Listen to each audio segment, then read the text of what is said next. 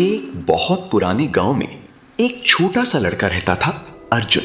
सिर्फ 12 साल की उम्र, लेकिन दिल में बहुत भारी उदासी। उसके पिता उसे बहुत पहले छोड़कर जा चुके थे और उसकी मां रोज मजदूरी करके घर चलाती थी। घर में कभी खाना पूरा नहीं होता, कपड़े फटे हुए और रातों को नींद भी नहीं आती थी अर्जुन को। हर शाम वो गांव के बाहर पीपल के पेड़ के नीचे बैठ जाता। दूर पहाड़ियों के बीच एक छोटा सा मंदिर दिखता था। लोग कहते थे वहां भगवान शिव रहते हैं, लेकिन अर्जुन के मन में एक ही सवाल था, अगर भगवान है तो मेरी मां को इतना दुख क्यों? दोस्तों, इस कहानी को सुनने से पहले एक लाइक कर दो और पूरा सुनो, बहुत ही आनंद आएगा। एक दिन बहुत तेज बारिश हुई, पूरा गांव पानी में डूब गया और उसी दिन अर्जुन की मां की तबीयत बिगड़ गई। अर्जुन के पास कुछ भी नहीं था, न दवा न पैसा। पूरी रात वो अपनी मां के पास बैठा रोता रहा। उस रात अर्जुन पहली बार टूट गया था।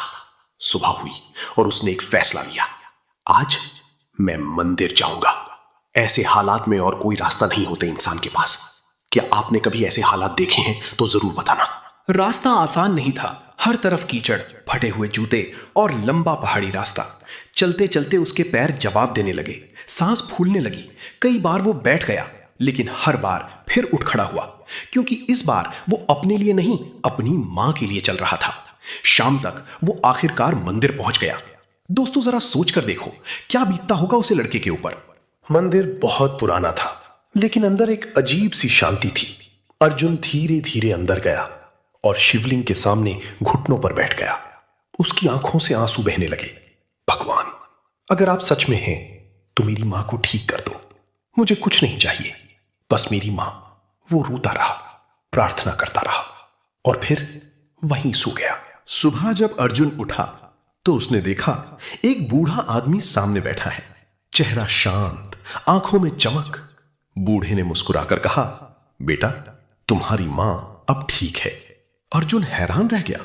बूढ़ा बोला, भगवान मंदिर में नहीं, उन लोगों में होते हैं जो दूसरों की मदद करते हैं। तुम्हारा प्यार, तुम्हारा विश्वास, यही भगवान है। उस दिन के बाद अर्जुन बदल गया।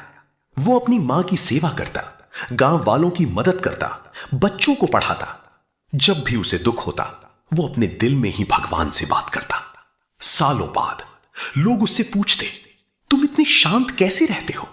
अर्जुन मुस्कुराकर कहता, क्योंकि भगवान अब मंदिर में नहीं, मेरे दिल में रहते हैं। भगवान से जुड़ने के लिए बड़े बड़े कर्मकांड की जरूरत नहीं होती, बस एक सच्चा दिल और दूसरों के लिए प्यार चाहिए।